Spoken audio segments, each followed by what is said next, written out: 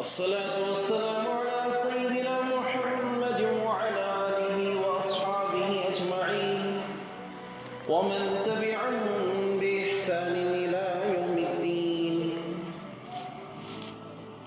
أما بعد فأعوذ بالله من الشيطان الرجيم.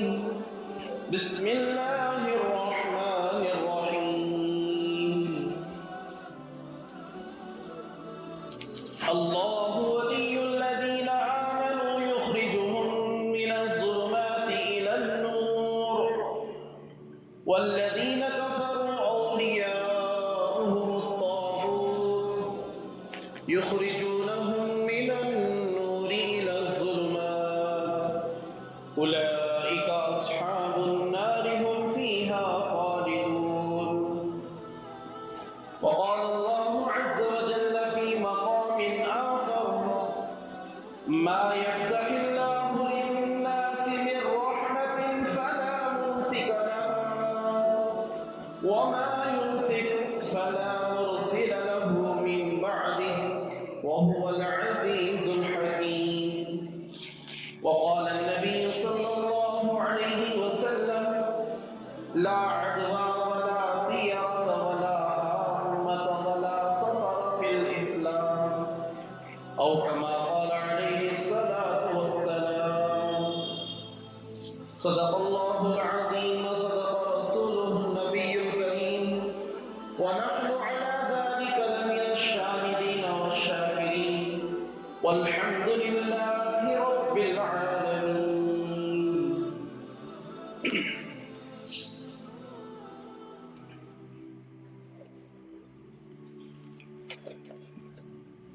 محترم بزرگوں، عزیز دوستوں، اللہ کے لاڈلے اور پیارے بندوں، اللہ رب العزت نے ہزاروں انبیاء علیہ السلام کو مبعوث فرمایا، اپنی کتابیں نازل فرمائی، نیک بندوں کو دنیا میں پیدا فرمایا تاکہ اپنے بھولے بھٹکے بندوں کو اللہ اپنی جانب بلا سکے. امر بالمعروف اور نہی عن المنکر کا اللہ تعالیٰ نے حکم دیا. یہ وعظ و نصیحت ہے، یہ خانقاہ ہے، یہ مدرسے، یہ مساجد ہے، ہر چیز جو محنت میں لگی ہوئی ہے اس کا آخری نتیجہ یہ ہے کہ بندہ ایمان والا ہوتا ہے.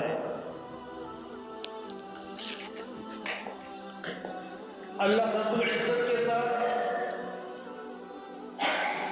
اس کا جو تعلق ہے وہ مضبوط ہو جائے.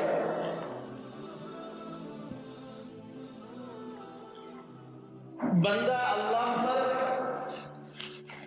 ایمان ایسے رکھے کہ اس کے اندر کوئی شک و شبہ، کسی اور چیز کی اس میں ملاوٹ نہ ہو. خالص اللہ پر ایمان ایسے جیسے انسان دن میں کہتا ہے سورج کو دیکھ کر کہ یہ دن ہے، اس میں کوئی شک و شبہ نہیں، دو رائے نہیں، پکی پکی بات. ایسے ہی اس کا اللہ پر ایسا ایمان ہو، کسی بھی موڑ پر کسی بھی دلائل کو دیکھ کر کسی کی بھی باتوں کو سن کر اس کا ایمان نہ ڈگمگائے. ہر چیز کا خلاصہ یہی ہے.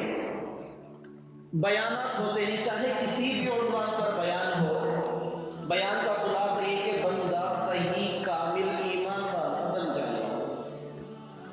بار بار ہمیشہ یہ بات کو دہرانا کہ بھی توحید کسے کہتے ہیں، ایمان کسے کہتے ہیں، اللہ پر یقین کسے کہتے ہیں. اس کی ضرورت کیا کہ یہ چیز ہمارے دلوں میں بیٹھ جائے، پھر کوئی اور چیز ہمارے ایمان کو، اللہ پر ہماری یقین کو ہلا نہ سکے.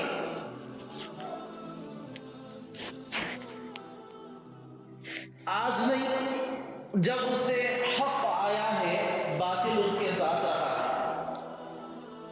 جب سے حق ہے باطل اس کے ساتھ ضرور ہے. باطل کی یہ کوشش ہے کہ حق کو مٹا دے، مگر اللہ رب العزت فرماتے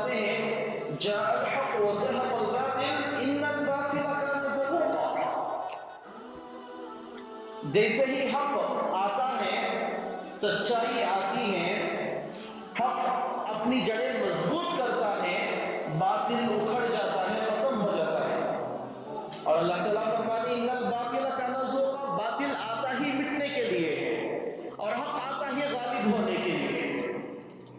حق غالب ہو کر ہی رہے گا، باطل مٹ کر ہی رہے گا۔ جب اسلام آیا، کفر بھی تھا، ضلالت و گمراہی بھی تھی، روشنی ہے تو تاریکی بھی ہے، دن ہے تو رات بھی ہے، ہر چیز کی ضد موجود ہے۔ لہذا جو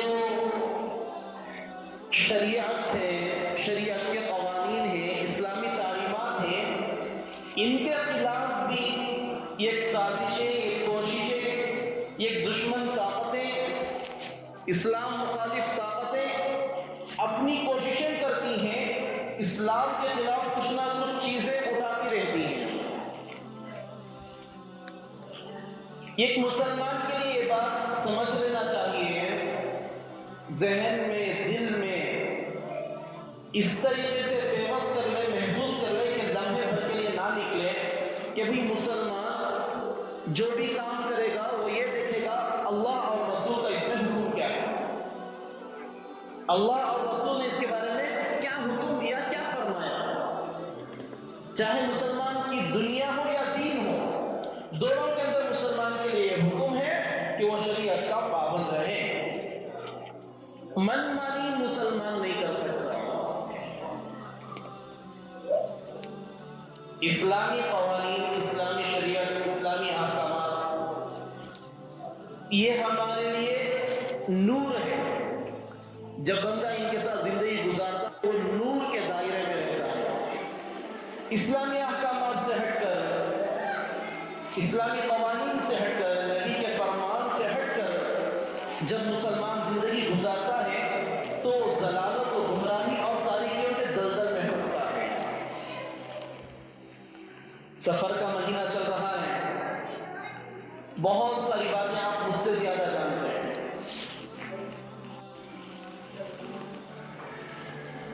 زمانے جاہلیت میں کچھ رواج تھے، رسومات تھی، خرافات تھے، اللہ کے نبی صلی اللہ علیہ وسلم نے ان تمام کو ختم کیا۔ بلکہ اللہ کے نبی نے فرمایا کہ میں زمانے جاہلیت کی تمام رسومات کو اپنے پاؤں تلے روکتا ہوں، ختم کرتا ہوں۔ مگر کچھ جاہل لوگوں کی وجہ سے یا دشمنان اسلام کی یہ کوششیں مسلمانوں کے درمیان چلی کہ کچھ چیزوں کو انہوں نے یہ بنا کر پیش کیا کہ بھئی یہ بھی اسلام ہے۔ کسی بھی رسم جو جاہلوں میں تھی یا غیروں کی تھی، مسلمانوں کو تحفتاً دے دیا کہ یہ بھی اسلام ہے۔ جیسے سفر کے شروع کے 13 دن انہیں رسومات کے اندر 13 تیزی کہا جاتا ہے، آپ حضرات جانتے ہوں۔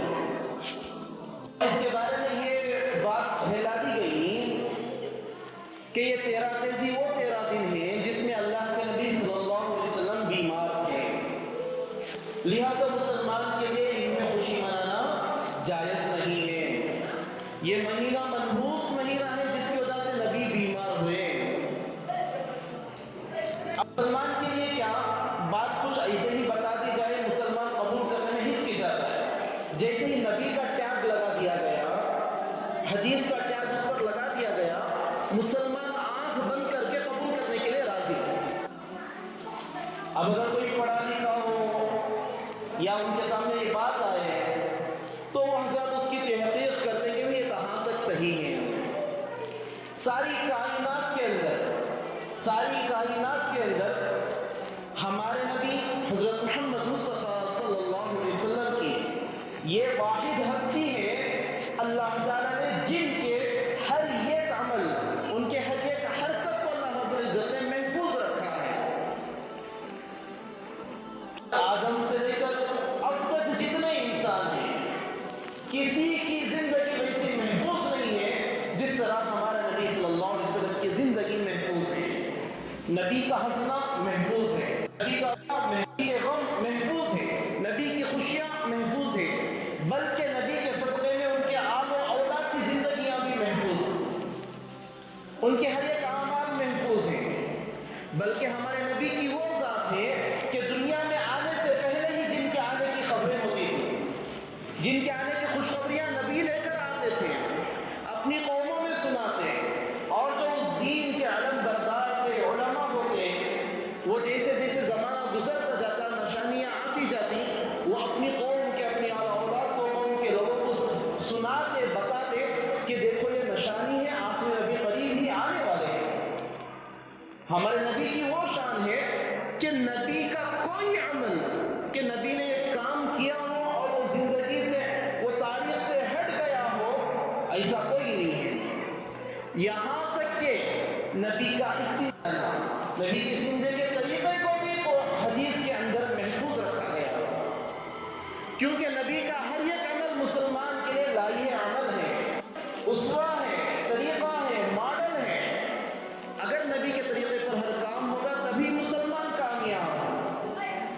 لہذا اللہ کے نبی صلی اللہ علیہ وسلم کی زندگی کا لمحہ لمحہ اللہ رب العزت نے محفوظ فرما رکھا ہے، کیونکہ اس امت کی زندگی، اس امت کی کامیابی کا دار و مدار اللہ نے نبی پر رکھا۔ اگر نبی کی زندگی کا کوئی شعبہ چھوٹ جاتا تو یہ امت کیسے کامیاب ہوتی؟ اللہ نے محفوظ رکھ کر صحبتاً دے دیا کہ دیکھو یہ نبی ہے، یہ ان کا طریقہ ہے، اس کے مطابق زندگی گزارنی ہے۔ لہذا حدیث کے اندر کہیں بھی یہ روایت نہیں ملتی کہ سفر کے مہینے کے شروع کے 13 دن میں اللہ کے نبی بیمار رہے ہوں، 13 تاریخ کو اللہ کے نبی کو صحت ملی ہو، کہیں ایسی روایت موجود نہیں۔ دشمنان اسلام نے مسلمانوں کے اعمال کو بگاڑنے کے لیے، مسلمانوں کے اعمال کو خراب کرنے کے لیے ایک چیز جس کو آج بھی ہمارے بڑے بڑے مضبوطی سے لے کر بیٹھے ہیں۔ پہلے تو علم کا حاصل کرنا، مسائل کا جاننا، معلومات حاصل کرنا مشکل تھا، آج کے زمانے میں بہت آسان، انگلیوں میں سب کچھ ہے، انگلیوں میں سب کچھ۔ قرآن حدیث کے بعد سب سے صحیح کتاب بخاری شریف ہے، بخاری شریف کے احادیث خنگال میں ایسی کوئی حدیث موجود ہے جس میں نبی سفر کے شروع دنوں میں بیمار رہے۔ لہذا مسلمان کے لیے یہ بات ضروری ہے کہ کوئی بھی چیز، جس کے لیے بار بار کہتا ہوں، کوئی بھی کام کرنے سے پہلے، کوئی بھی قدم اٹھانے سے پہلے مسلمان یہ سوچے کہ بھئی اللہ اور رسول کا اس میں حکم کیا ہے، قرآن و حدیث اس کے بارے میں کیا کہتا ہے۔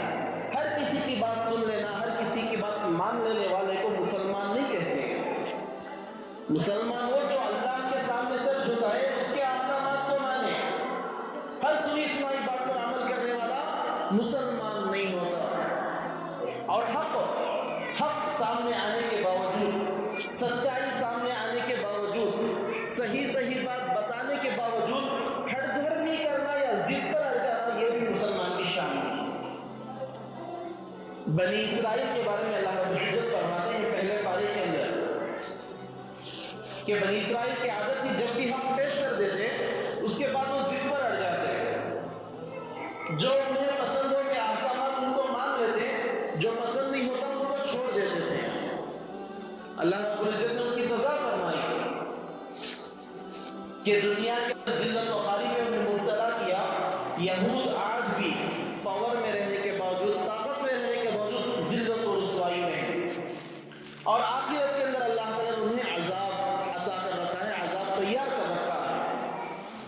مفسرین حضرات لکھتے ہیں آیت اتری بنی اسرائیل کے لیے، یہودیوں کے لیے ہے، مگر یہ حکم اس امت کے لیے بھی ہے کہ اگر اس امت کا طبقہ، اگر اس امت کی جماعت، اگر یہ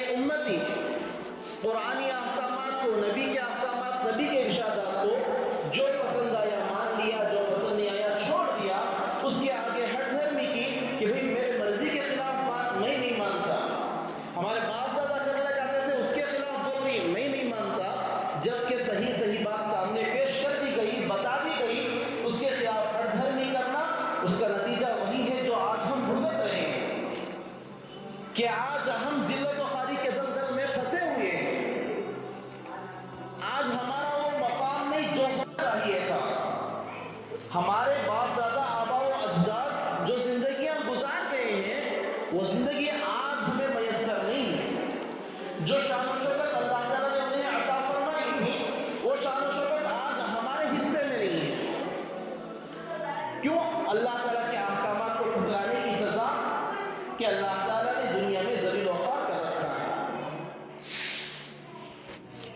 الغرض سفر کے مہینے کے اعتبار سے یہ جو پہلی چیز کہ بھی اللہ کے نبی 13 دن بیمار تھے، پھر 13 تاریخ کو صحت ملی، اس لیے یہ 13 دن کے منحوس ہیں، بلکہ پورا مہینہ منحوس سمجھا جاتا ہے. رشتہ دیکھنے نہیں جاتے، شادی نہیں کرتے، کوئی خوشی کا کام نہیں کرتے، گھر نہیں بدلتے، نہ جانے اور کیا کیا ایسے خرافات ہیں. اللہ تعالیٰ ہمیں محفوظ فرمائے کہ شریعت ان تمام چیزوں کا بائیکاٹ کرتی ہے، ختم کرتی ہے. شریعت کوئی رسم و رواج، کوئی خرافات شریعت اس کی اجازت نہیں دیتی. بھئی نیک رشتہ مل رہا ہے، وقت سے وقت آ گیا ہے بچی کی شادی کا، صحیح رشتہ مل گیا، اس پر فوراً شادی کر دے. شریعت اس کا حکم دیتی ہے. شادی میں دیری، اچھے رشتے مل گئے پھر بھی گھر کو نہیں جاتے، رشتہ دیکھنے سے نہیں جاتے. کیا کہتے ہو؟ گھر تو منحوس پورا خراب ہو جاتا ہے. یہ مہینے اللہ رب العزت کے بنائے ہوئے ہیں. اللہ تعالیٰ نے کسی چیز میں نحوست نہیں رکھی. اللہ رب العزت نے کسی چیز میں نحوست نہیں رکھی ہے. ہر چیز اللہ تعالیٰ کی بنائی ہوئی ہے اور اللہ تعالیٰ نے ہر چیز کے اندر مومن کے لیے خیر رکھا ہے. ہاں، یہ انسان کے اعمال ہیں جو اس کے لیے اچھی بھی لاتے ہیں، برائی بھی لاتے ہیں. بنی اسرائیل حضرت موسیٰ علیہ السلام کے ساتھ واقعہ سنے تھے 2-4 ہفتے پہلے کہ مصر سے نکل کر طور سینا کی طرف آئے، شام کی طرف سفر کیے، پیچھے فرعون کا لشکر آیا، فرعون کا لشکر ڈوب گیا، بنی اسرائیل اسی سمندر سے پار ہو کر نکل گئے. وہی دن، سیم دن تھا، بنی اسرائیل کو اللہ تعالیٰ نے خوشیاں دی، نجات دی فرعون کے ظلم سے، اس کے لشکر کے ظلم سے. اللہ تعالیٰ نے ذلت و خواری سے نکال کر عزت عطا فرمائی بنی اسرائیل کو. فرعون اور اس کے لشکر کو اسی دن اللہ تعالیٰ نے ڈبو دیا، غرق کیا، برباد کر دیا. اگر وہ دن منحوس ہوتا تو ایک کے لیے خوشی اور ایک کے لیے غم کا سبب نہ بنتا. ہے نہیں سمجھ میں میری بات ہے؟ دن کے اندر منحوسیت نہیں ہے، مہینے کے اندر منحوسیت نہیں ہے، کسی وقت کے اندر، زمانے کے اندر نحوست نہیں ہے. یہ نحوست اعمال ہیں. بنی اسرائیل نبی کی اتباع میں تھی، نبی کے پیچھے ہونے تو کامیاب. فرعون نبی کو مارنے کے لیے دوڑا تھا، اس کے اعمال کی وجہ سے اللہ تعالیٰ نے اسے برباد کیا. ہر ایک اعتبار سے، ہر ایک اعتبار سے اللہ کے نبی صلی اللہ علیہ وسلم کے کتنے غزوات ہیں، گئے ہیں کفار کے مقابلے میں، اللہ رب العزت نے فتح عطا فرمائی. وہی دن، وہی وقت ہے، کچھ لمحے میں نبی کو فتح نصیب ہوئی، خوشخبری نصیب ہوئی اور کفار کو ہزیمت و ناکامی اٹھانی پڑی. وقت کے اندر نحوست نہیں ہوتی، دن کے اندر نحوست نہیں ہوتی، مہینوں کے اندر نحوست نہیں ہوتی. اللہ کے نبی صلی اللہ علیہ وسلم نے اس دنیا سے جب پردہ فرمایا، مہینہ ربیع الاول کا تھا، 12 تاریخ تھی. حالانکہ اللہ کے نبی صلی اللہ علیہ وسلم کی آمد اس دنیا میں جب ہوئی وہ بھی ربیع الاول مہینہ تھا. اب ربیع الاول کی آمد ہے، اللہ کے نبی کی آمد ربیع الاول میں ہوئی، اس لیے اس ربیع الاول کو اچھا کہیں. اب نبی پردہ جو فرمائے وہ بھی ربیع الاول میں، تو کہ اس کو منحوس کہا جائے گا؟ نہیں کہتے ہم منحوس. تو مطلب کیا؟ ہمارا دل جسے چاہتا ہمیں اسے منحوس بنا دیں گے، دل جسے نہیں چاہتا ہماری خوشی کے دور سے اسے اچھا بنا لیں گے. شریعت اس کی اجازت نہیں دیتی. کسی چیز کی اجازت نہیں، کسی چیز میں خرابی نہیں. ہر چیز اللہ رب العزت کی جانب سے ہے. کل من عند اللہ، ہر چیز اللہ کی جانب سے ہے، ہر چیز اللہ کی ہے اور اللہ نے کسی چیز میں نحوست نہیں رکھی ہے. کیا حدیث اور قرآن یہی بتاتے ہیں کہ انسان کے اعمال انسان کے اچھے اعمال ہیں تو انسان کے لیے وہ مہینہ، وہ وقت، وہ زمانہ، وہ دن، ہر چیز اس کے لیے اچھائیاں ہیں، خوشخبریاں ہیں، انسان کامیاب ہیں۔ اگر اس کے اعمال خراب ہوئے تو وہی چیزیں اس کے لیے منحوس بن جائیں گی۔ قرآن مجید میں اللہ تعالیٰ فرماتے ہیں اللہ ولی الذین آمنوا یخرجہم من الظلمات الی النور، اللہ تعالیٰ دوست ہے، مددگار ہے ان لوگوں کا جو ایمان لائے۔ اللہ تعالیٰ انہیں کفر کی تاریکیوں سے، ظلمتوں سے نکال کر نور اور ایمان کی روشنی کی طرف لے جاتا ہے۔ اور جو اللہ تعالیٰ کے نافرمان ہیں، اولیاءہم الطاغوت، جو کفار ہیں، جو اللہ تعالیٰ کے نافرمان ہیں، شیطان ان کا دوست اور ان کا ساتھی بن جاتا ہے اور انہیں نور سے نکال کر ظلمت اور تاریکیوں کے دلدل میں لے جاتا ہے۔ لہذا ہمیں اللہ تعالیٰ کے اوپر ایمان لانا چاہیے اور اللہ تعالیٰ کا دوست بننا چاہیے تاکہ اللہ رب العزت ہمیں ان تاریکیوں سے ہٹا کر، ان ظلمتوں سے ہٹا کر اللہ تعالیٰ کی طرف لے جائے۔ قرآن مجید میں اللہ تعالیٰ فرماتے ہیں سورہ فاتر کے اندر ما يفتح الله للناس من رحمة فلا ممسك لها وما يمسك فلا مرسل له من بعده۔ اللہ تعالیٰ کہتے ہیں اللہ رب العزت لوگوں پر اپنی جو رحمتیں نچھاور کرنا چاہتے ہیں، فلا ممسک لها، کوئی مائکہ لال نہیں ہے جو انہیں روک سکے۔ اللہ تعالیٰ اپنی نعمتیں دینا چاہے، اللہ تعالیٰ اپنی رحمتیں برسانا چاہے، اللہ تعالیٰ خوشیاں عطا کرنا چاہے، کامیابیاں عطا کرنا چاہے، کسی کے اندر یہ سخت نہیں، یہ دم نہیں کہ وہ انہیں روک کر دکھا دے۔ آگے اللہ تعالیٰ فرماتے ہیں وَمَا يُمْسِكْ فَلَا مُرْسِلَ لَهُ مِن بَعْدِهِ، اور جس رحمت کے دروازوں کو اللہ بند کر دے، جن نعمتوں کے دروازے کو اللہ تعالیٰ تالا لگا دے، کسی میں اتنی طاقت نہیں کہ وہ انہیں کھول کر دکھا دے۔ انسان کے لیے اچھائیاں ملتی ہیں، یہ بھی اللہ کی رحمت اور اللہ کی جانب سے ہے، کوئی چیز اس میں کچھ نہیں کر سکتی، کسی چیز کا اس میں کوئی دخل نہیں۔ معمولی سا مہینہ وہ اپنی نحوست کیا دکھائے گا اللہ کے احکام کے آگے؟ اللہ دینا چاہ رہے ہیں تو مہینے کی نحوست اس کے سامنے کوئی کارگر نہیں ہوتی، کوئی طاقت نہیں رکھتی۔ اللہ تعالیٰ کے حکم کے آگے کسی کا حکم نہیں چلتا۔ حضرت عمر رضی اللہ عنہ کا زمانہ، بار بار واقعہ آپ نے سنا ہوگا کہ مصر فتح ہوا تھا، رضی اللہ عنہ کو وہاں گورنر بنایا گیا۔ مصر کے اندر دریائے نیل تھا، لوگوں میں وہاں پر رواج یہ تھا کہ دریائے نیل سال میں ایک مرتبہ بہنا چھوڑ دیتا، رک جاتا، سوکھ جاتا تھا۔ یہ عورت کو، باقیرہ عورت کو، غیر شادی شدہ عورت کو خوب سوار کر، زیورات سے لدا کر اس کو زندہ ندی میں پھینک دیا جاتا تو پھر وہ ندی چلنے لگتی تھی۔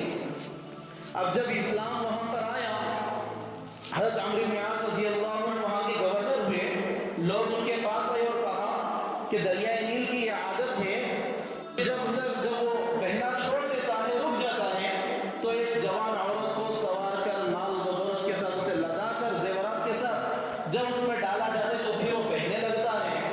آپ کیا اس کی اجازت دیتے ہیں کہ ہم یہ کام کریں؟ تو حضرت عمرو بن عاص رضی اللہ عنہ نے صاف کہہ دیا کہ اللہ کے نبی نے ہر قسم کے رسم و رواج کو، جاہلی رسومات کو اللہ کے نبی صلی اللہ علیہ وسلم نے ختم فرمایا ہے، اسلام نے اس کو ختم فرمایا ہے۔ لہذا کسی انسان کو زندہ وہاں پر پھینک دینا پانی کے اندر، شریعت اس کی اجازت نہیں دیتی۔ اب لوگوں نے پوچھا کہ پھر ہم کیا کریں؟ اگر دریا نہیں بہے گا تو ہمارے کھیتیوں کا کیا ہوگا؟ حضرت عمرو بن عاص رضی اللہ عنہ نے امیر المومنین کو خط لکھا، حضرت عمر رضی اللہ عنہ، کہ یہاں پر ایسے حالات ہیں، آپ اس کے بارے میں کیا حکم دیتے ہیں؟ حضرت عمر رضی اللہ عنہ نے 2 خط لکھے۔ حضرت عمرو بن عاص رضی اللہ عنہ کو خط لکھا کہ میں آپ کو یہ خط بھیج رہا ہوں، اس خط کے ساتھ اور خط ارسال کر رہا ہوں، وہ خط لے جا کر دریا میں پھینک دے۔ اور اس خط کے اندر حضرت عمر رضی اللہ عنہ نے یہ لکھا تھا کہ اے دریائے نیل، یہ خط امیر المومنین عمر کی جانب سے ہے، جو اللہ کا بندہ ہے، جو نبی کا غلام ہے۔ سن، اگر تو اپنی جانب سے بہتا ہے تو مت بہ، اگر تو اپنی جانب سے بہتا ہے تو مت بہ، اگر تجھے اللہ یہ جو رسم و رواج ہے اس کی آپ کوئی شریعت میں گنجائش نہیں ہے. لکھتے ہیں مورخین کہ جیسے ہی وہ خط ڈالا گیا دریائے نیل بہنا شروع ہوا اور آج تک وہ بہہ رہا ہے، پھر نہیں رکا. یہ سب چالیں شیطان کی ہوتی ہیں، کوششیں شیطان کی ہوتی ہیں. غلط کام کرو، شریعت کے خلاف کام کرو، شیطان خوش ہوتا ہے. شریعت کے خلاف کام ہو جائے شیطان خوش ہوگا تو وہ تمہارے کام پورے کرے گا. آپ دیکھے ہوں گے، ہم نے بہت دیکھا ہے بنگلور میں کہ مسلمان عورتیں یا ماتمی وغیرہ آتے نا یہ دن ان دنوں میں جا کر مندروں کے باہر کھڑتی ہیں. اللہ حفاظت فرمائے ان کے ایمان کی. کیا ایمان باقی رہا ان کا جو مندروں کے ساتھ جا رہی ہے. بچہ ذرا بیمار ہو گیا نہ جانے کیسی کیسی حرکتیں کرتی ہیں. جا کر مندروں کے سامنے کھڑی ہیں، وہاں پر ہو گئی اور وہاں پر جو کچھ کام کرنا تھا کر لیا. بچے کو شفا بھی نصیب ہو گئی. کس طریقے سے شفا مل گئی؟ اسی طریقے سے کہ یہاں پر شیطان ہوتے ہیں، خبیث ہوتے ہیں. شیطان نے چونکہ اللہ تعالیٰ سے ساری طاقتیں لے رکھی ہیں، اللہ تعالیٰ سے مانگ رکھے کہ مجھے ہر چیز کے تصرف کا حق دیا جائے. کسی کے ساتھ اچھا برا میں کرنا چاہوں مجھے کرنے کی طاقت دی جائے. اللہ نے یہ طاقت دے رکھی ہے. پھر شیطان نے یہ بھی کہا جو ہم نے سنا 2-3 ہفتے پہلے یہ بات آئی تھی کہ شیطان نے اللہ سے شرط لگائی کہ میں تیرے بندوں کو ورگلاؤں گا، تیرے احکامات کے خلاف کھڑا کروں گا، انہیں بھی میری صف میں اپنی جماعت میں داخل کروں گا. اللہ تعالیٰ نے کہا تھا کہ میرے جو بندے ہوں گے وہ تیرے چھلاوے میں تیرے پھانسے میں نہیں پھنسیں گے، اور جو پھنس جائیں گے ان پر میرا کوئی اختیار نہیں. وہ میرے بندوں میں شمار ہی نہیں ہوں گے، وہ نافرمان ہوں گے. لہذا شیطان تصرف حاصل ہے، شیطان وہاں پر رہتے ہیں. جب ایک مسلمان ایمان والی عورت جا کر وہاں پر اپنے ایمان کا سودا کرتی ہے تب وہ شیطان خوشی میں اس کے کام پورے کرتا ہے. طائف کے اندر ایک بڑا بت تھا، بڑے بڑے بت تھے، وہاں پر بھی ایک بت تھا. اللہ کے نبی صلی اللہ علیہ وسلم نے حضرت خالد بن ولید رضی اللہ عنہ کو حکم دیا کہ جاؤ اور اس بت کو توڑاؤ. اسلام پھر گیا تھا، گئے، اسلام کا دبدبا تھا، گئے اور اس بت کو توڑ کر آ گئے.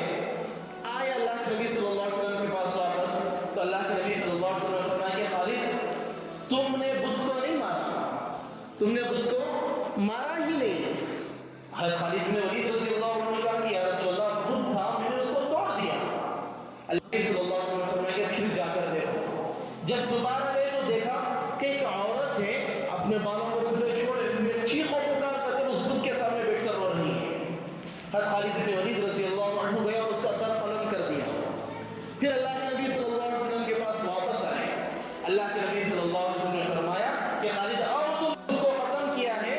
وہ جو عورت تھی وہ شیطان تھا جو اس بت کے پاس رہتا تھا اور وہاں پر آنے والوں کی منتیں مرادیں پوری کرتا تھا. نے اس کو قتل کیا ہے تو اب جا کر اس بت کا بھی سر قلم ہوا ہے. لہذا شریعت کے خلاف چیزیں ہوں گی تو اس کے اندر کامیابی دکھے گی، ظاہر طور پر کامیابی ہے، مگر انسان اپنا ایمان کھو دیتا ہے، انسان اپنے ایمان کا سودا کر دیتا ہے.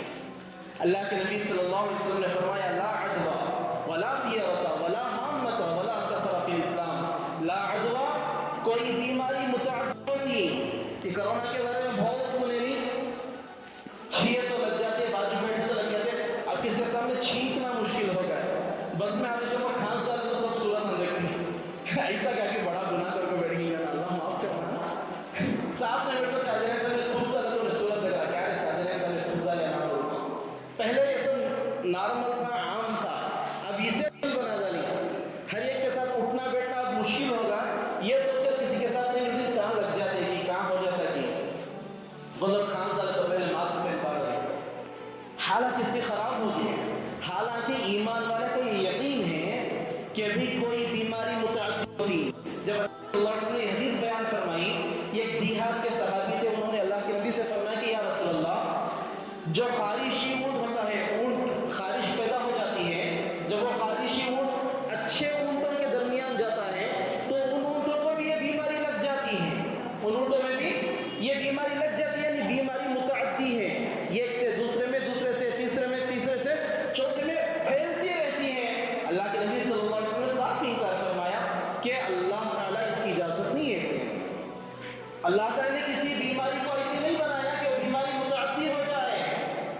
پھر ان صحابی کی بات پر اللہ کے نبی نے یہ بھی جواب دیا کہ اچھا یہ بتاؤ، یہ کی بیماری دوسرے کو لگتی ہے، دوسرے کی تیسرے میں لگتی رہتی ہے، یہ بتاؤ کہ پہلے ان کو بیماری کس نے دی؟ وہ کس کے درمیان گیا تھا کہ بیماری لے کر آیا؟ ایسا تو نہیں تھا، وہ تو اونٹ تمہارے ہی پاس تھا مگر بیماری اس کو بھی لگی۔ یعنی کہ جب اللہ کا حکم ہوتا ہے بیماری لگنی ہوتی ہے تو ضرور لگتی ہے، بیماری لگنی ہوتی ہے تو ضرور لگتی ہے، چاہے کتنی بھی ہم کوششیں کر لیں۔ اور اگر بیماری نہیں لگنی ہوتی تو چاہے جو کچھ بھی ہو جائے اللہ تعالیٰ اسے محفوظ رکھتے ہیں۔ پھر فرمایا وَلَا طِيَرَةَ، پرندوں کو اڑانا۔ عرب کی جہالت جاہل زمانے میں ایک رواج یہ تھا، سفر میں نکلتے کسی ضروری کام کے لیے نکلتے تو گھر کے باہر آ کر دیکھتے کوئی پرندہ بیٹھا ہے اس کو اڑاتے ہیں، وہ پرندہ اگر سیدھی طرف اڑا تو آج جاری سے کام اچھا ہو رہا ہے، اگر پرندہ ڈائی طرف اڑ گیا تو واپس گھر کے اندر کیا ہے تو آج کا کام اچھا نہیں ہوتا۔ آج ہمارے اندر بھی بلی رستہ کاٹ ڈالی، بڑی بیماری ہو گئی، بلی رستہ کاٹ تو انہیں اپنے کام کو جاری ہے، ہمیں اپنا کام چھوڑ کر واپس یا تو 3 خطرے ڈالنا کرتے ہیں، 3 جگہ جانے دینا کرتے ہیں، وہ جانے والی کو حسد نہیں لگتی، ہم نہ لگتی اس کی۔ کتنی جہالت کی چیزیں عقلوں پر پردے پڑے ہیں، عقلوں پر پردے پڑ چکے ہیں، جہالت کا پردہ ہماری آنکھوں کے سامنے ہے کہ ان سب چیزوں سے کوئی لینا دینا نہیں ہے، کوئی لینا دینا نہیں۔ جیسے میں نے فرمایا نہیں، بنی اسرائیل میں حضرت موسیٰ اور ان کی قوم کو فتح نصیب ہوئی اور پھر اس کی قوم غرق ہوئی، ناکام برباد ہوئی، وہی دن وہی وقت وہی جگہ وہی چیز، مگر اللہ تعالیٰ جسے چاہتے ہیں کامیابی عطا کرتے ہیں، جسے چاہتے ہیں اللہ تعالیٰ ناکام فرماتے ہیں۔ لہذا بلیوں کا کاٹنا، اور ایسے ہی گھر کے باہر نکلتے جب وہ پانی پکڑنے گھڑا رکھ لیتے ہیں، خالی گھڑا رکھا تو گالیاں شروع، خالی گھڑا رکھ ڈالی کام نہیں ہوتا، جو ایسا ویسا کوستی اسے ایک آدھا 1 گھنٹہ وہاں نکل جاتا اپنے منٹ سے۔ ان سب چیزوں کی شریعت میں کوئی جگہ نہیں، کوئی جگہ نہیں۔ اور ایک چیز سننے میں آیا، ہمارے خاندان میں شادی ہو گئی، میری بھانجی کی، ان کے ساتھ بھیجداری کیا کہتے ہو، سفر کے شروع کے 13 دن میں ساس بہو کی صورت دیکھے تو ساس کے واسطے خرابی کرتے ہیں، کیا کو بھی ہے بھائی، شریعت میں ایسی کوئی چیزیں نہیں ہیں، ایسی کوئی چیز شریعت میں نہیں بھائی۔ اللہ تعالیٰ ایک حلال رشتہ رکھا ہے، جینے جانے کی چیزیں ہیں، چلتے رہنا، کہیں زندگی چل رہی ہے، الگ الگ چیزوں سے اٹھا کر یا غیروں کی رسم و رواج کو لا کر اپنا لینا اور انہیں شریعت بنا لینا، یہ سب غلط چیزیں ہیں اور اس سے ہمارا ایمان جاتا ہے اور کچھ نہیں، ایمان ختم ہو جاتا، ایمان باقی نہیں رہتا۔ لہذا ایسی چیزوں کے بارے میں پہلے دیکھیں کہ شریعت کیا حکم دیتی ہے، اللہ کے نبی کے اس کے بارے میں کیا فرمان ہے۔ الغرض، اللہ کے نبی صلی اللہ علیہ وسلم نے فرمایا کہ اس طرح پرندے کو اڑانا شریعت اس کو ختم کرتی ہے، اس میں شریعت کی اس میں کوئی اجازت نہیں ہے۔ پھر فرمایا ولا حامۃ، جہالت میں لوگوں کے اندر یہ بات مشہور تھی، اگر کوئی دوسرے قبیلے والا کوئی بھی انسان ہمارے لوگوں کو قتل کر دے، اس کی کھوپڑی میں سے الو پیدا ہو کو نکلتا ہے، جب تک اس کا بدلہ نہ لے لیا جائے اس کے قتل کا، یہ الو پھرتا ہی رہتا ہے، اور جب بدلہ لے لیا جاتا ہے یہ الو واپس چلا جاتا ہے۔ اللہ کے نبی صلی اللہ علیہ وسلم نے فرمایا کہ شریعت میں اس کی کوئی گنجائش نہیں ہے، ایسا کچھ نہیں ہوتا کہ مرنے کے بعد اس کی کھوپڑی میں سے الو پیدا ہو، یہ سب جہالت کی اور لاعلمی کی باتیں ہیں، اور یہ رواج آج کل بھی ہے۔ الو کسی کو گھر میں بیٹھا تو سوچتے ہیں کیا ایک مصیبت آنے والی اس کے گھر میں، یہ کرکٹ اڑنے والی تھی، اس سے الو آپ کو پکار رہا ان کے گھر کے اندر، اور اس کے ایک ذرے دن تو کیا کوئی مصیبت آتی تو وہ ہوتی، پر الو بیٹھ کو گیا نہیں، وہ اپنے گھر کو ان کے گھر میں ایسے بھی۔ شریعت اس کی اجازت نہیں ہے کہ اللہ تعالیٰ نے الو کو پیدا کیا ہے، اس کے ساتھ جو چیزیں ہیں سو ہیں، مگر اس کے بارے میں یقین رکھنا، پھر اللہ پر یقین کہاں گیا۔ مسلمان کے بارے میں اللہ تعالیٰ فرماتے ہیں، مسلمان جب بھی کوئی بات پیش آتی تو کہتا ہے وَمَن يَتَوَكَّلْ عَلَى اللَّهِ فَهُوَ حَسْبُهُ، جو اللہ پر بھروسہ رکھتے ہیں، ایمان رکھتے ہیں، وہ کہتے ہیں کہ بھئی اللہ ہمارے لیے کافی ہے، اللہ ہمارے لیے کافی ہے اور کسی چیز کی ہمیں ضرورت نہیں ہے۔ مسلمان کا ایمان، اس کا یقین، اس کا بھروسہ اللہ پر ہونا چاہیے، اور جو اللہ پر بھروسہ کر لیتا ہے، یقین کر لیتا ہے، اللہ تعالیٰ اس کے لیے بہتر کارساز ہیں، اللہ تعالیٰ اس کے لیے بہتر کارساز ہیں، پھر اس کے لیے کوئی چیز نقصان نہیں پہنچا سکتی۔ لہٰذا یہ ساری چیزیں ہیں. پھر آگے اللہ کے نبی صلی اللہ علیہ وسلم نے چوتھی چیز فرمائی وَلَا سَفَرَ فِي الْإِسْلام، کہ جو سفر کی رسومات ہیں، یہ سفر کی جو خرابیاں ہیں، اس کو منحوس سمجھا جاتا ہے. سفر کے مہینے کو اسلام کے اندر اس کی بھی گنجائش نہیں ہے، اسلام اس کی اجازت نہیں دیتا. اللہ تعالیٰ نے سفر کے مہینے کو بنایا ہے. اللہ تعالیٰ نے ہر چیز کو اپنے سے تعلق رکھا ہے. ہر چیز اللہ کی بنائی ہوئی ہے، ہر چیز اللہ کی بنائی ہوئی ہے، کسی چیز میں خرابی نہیں ہے. وہ انسان کے اعمال ہیں جو اس چیز کو اچھا بھی بناتے ہیں یا خراب بھی بناتے ہیں. دیکھو ربیع الاول کا اللہ کے نبی کے آنے کا مہینہ نیکسٹ آنے والا ہے، اس سے پہلے سفر کا مہینہ، نبی کے نعمت کی دعوت دینے والا مہینہ سفر کا مہینہ. تو کہ مہینہ منحوس ہو سکتا ہے؟ نہیں ہونا چاہیے. لہٰذا یہ غیروں کی رسومات، غیروں کی باتیں اسلام کے اندر ہمارے درمیان چل رہی ہیں. الحمدللہ آج کل علم عام ہو چکا ہے، علم معلومات عام ہو چکی ہیں، دھیرے دھیرے کم ہو رہی ہیں. مگر کچھ چیزیں ہیں کہ بھئی نہیں باپ دادا کدیں تو اب بھی کرنا، ہمارے دادی نانی کون کی بول رہی ہیں تو اس پر اب بھی چلنا، یہ چیزیں ختم ہم ہی لوگوں کو کرنا ہے. کہ بھئی بعد میں آنے والے ختم کریں، یہ پھر دیکھیں گے آگے نہیں. غلط چیز ہے، شریعت کے خلاف چیز ہے. تو جیسے میں نے کہا کہ اللہ تعالیٰ کے ہر حکم کو قبول کرنا ہے، جسے دل چاہا مان لیا، جسے دل نے نہیں چاہا چھوڑ دیا، یہ مسلمان کی شان نہیں ہوتی. ہر اللہ کے حکم کو ماننا، قبول کرنا، اس کے سامنے سر تسلیم خم کر دینا، یہ مسلمان کی شان ہے. اللہ تعالیٰ سے دعا ہے کہ اللہ تعالیٰ مجھے اور آپ کو اور تمام امت مسلمہ کو کہیں سنی باتوں پر عمل کرنے کی توفیق عطا فرمائے. آمین. وآخر دعوانا الحمدللہ رب العالمین.